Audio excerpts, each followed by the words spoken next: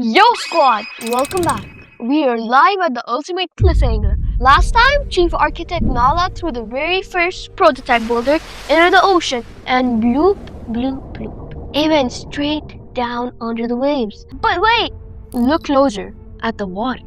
The rock didn't just sit there, it touched the seabed and then boop! Like a giant underwater trampoline, it slowly bounced back up, broke through the surface, and started bobbing up and down like a rubber ducky. It was floating. The crowd went absolutely wild.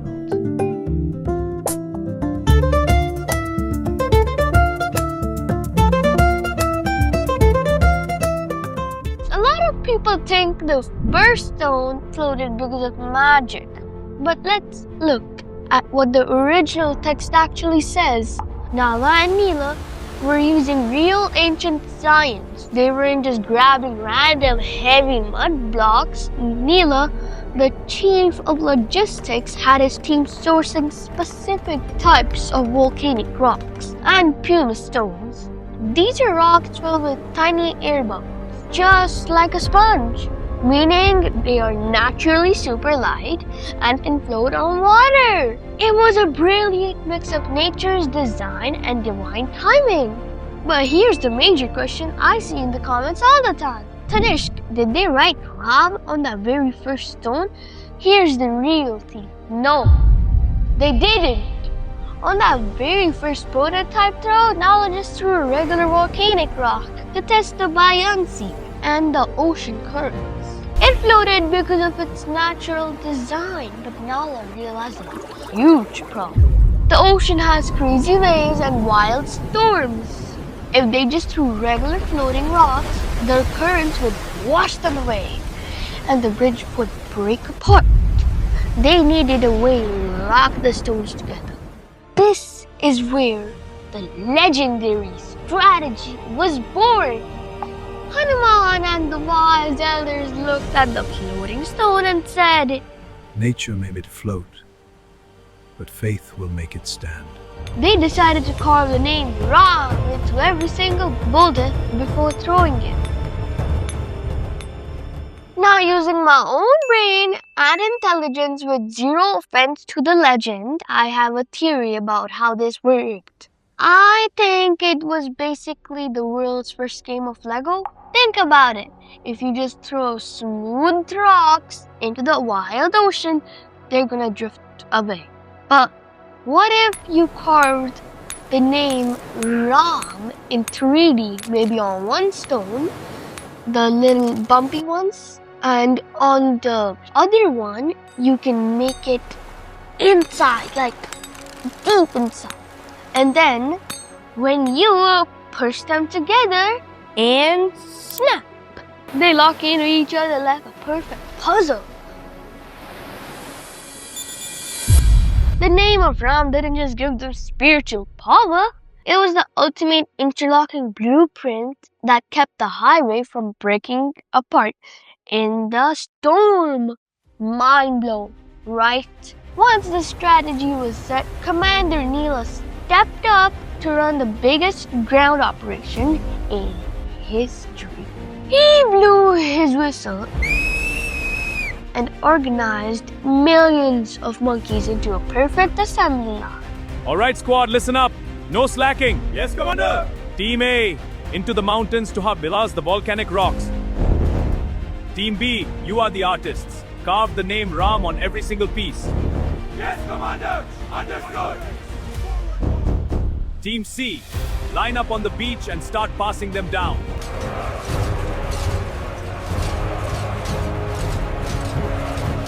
And just like that, the beach turned into a literal rock concert.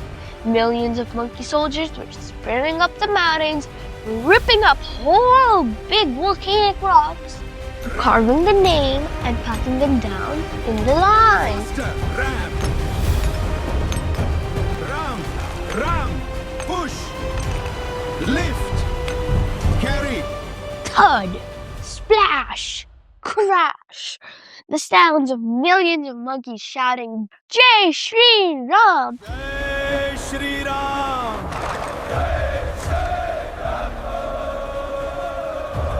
while throwing boulders into the sea was so loud it probably echoed all the way up to space. The ocean was slowly being covered in a highway of interlocking stone. The speed of destruction, crew, was absolutely cracked, guys. Forward, my kin, for the bridge! The stones rise, push on! On day 1, Nala and Neela managed the crew to build 14 leagues out into the deep sea. And by the way, 1 league is 5 kilometers.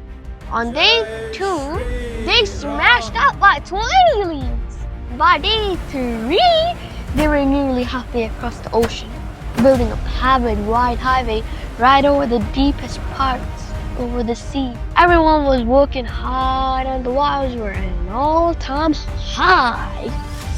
Now, during this crazy hustle, a tiny squirrel wanted to help Prabhu Ram too. She would roll in the sand, run onto the bridge, shake the tiny sand grains out of her fur to fill in the small cracks between the giant Lego-style rocks. It was the cutest thing ever. Some soldiers laughed, but Prabhu Ram picked her up, gently stroked her with his back fingers, creating the 3 stripes squirrels have today, and said, Never mock anyone's effort. The sand she brings is just as important as the big rocks. total wholesome moment, right? While the whole army is cheering, working, and celebrating, Prabhu Ram is standing on a high cliff watching them. He sees the giant monkeys lifting whole mountains. He sees Nala and Neela engineering the bridge. He hears his own name echoing across the sky. Jai Shri Ram! But inside, Prabhu Ram is feeling a little overwhelmed. He thinks to himself, Everyone is giving so much for me. My name is making even these giant stones float. But am I really that powerful? Let me try it myself. late at night when the main shift construction slows down, Prabhu Ram sneaks down to a quiet, empty corner on the beach. The moon is shining on the water. No one is around, or at least he thinks no one is around. But guess who's always watching like a guardian angel? Hanuman. Hanuman is hiding behind a rock, keeping an eye on his favorite prince. Prabhu Ram looks around, bends down, and picks up a small, smooth rock from the sand. He doesn't carve his name on it because why would he write his own name on a rock? That would be just weird, right? He holds the stone in his hand and looks out at the crashing waves and thinks, If my name can make mountains float, then my own hands should be able to do it easily. he pulls his arm back and throws the rock into the sea. The stone hits the water, but it doesn't bounce back up like Neela's prototype. It doesn't float, it doesn't bob up like a rubber ducky. Bloop, bloop, bloop. The Prabhu Ram watches the dark shadow of the stone sink straight down through the water, hitting the sandy ocean floor and completely disappearing. It sunk instantly like a regular rock. Prabhu Ram stands there on the wet side, totally stunned. His face drops. He looks at his own hands, then looks out at the dark, endless ocean. A giant wave of sadness hits him. He whispers to the night, If the ocean rejects a stone thrown by my own hands, how am I ever going to cross this sea? How am I going to save Sita? Am I even meant to win this war? The main character of our story is standing alone in the dark, feeling completely defeated. Suddenly, the sand crunches behind him. Prabhu Ram wipes a tear from his eye and turns around. Out of the dark shadow walks Hanuman. He saw the whole thing. He saw the stone sink. He saw the heartbreak on Prabhu Ram's face. Hanuman smiles sadly and says, You saw that, Hanuman? The ocean rejected my stone. It seems I don't have the power that you all have. but Hanuman doesn't look sad at all. He smiles, bows low, and looks up at Ram with pure love and devotion. Bhaiya, you don't understand the physics of this universe.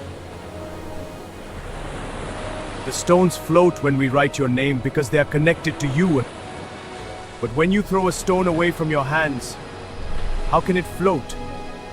In this world, whatever or whoever you cast away and drop from your hands has choice but to sink and drown. Nothing can survive if it is thrown away by you. Wow! Hanuman just dropped the most profound spiritual truth, but Prabhu Ram is still standing there, looking at the dark ocean where his stone is standing at the wheel. The bridge is only halfway done. The king of Lanka is waiting, and the real test of faith has just begun. Are they going to finish the bridge, or will more stones start to sink? You'll have to wait for episode 32, The Gateway to Lanka. Smash that like button and subscribe, and tell me in the comments, what would you do if your own superpower failed you? Stay legendary. Peace out. Siyavar Ramachandra ki jai. Victory Shri Ram.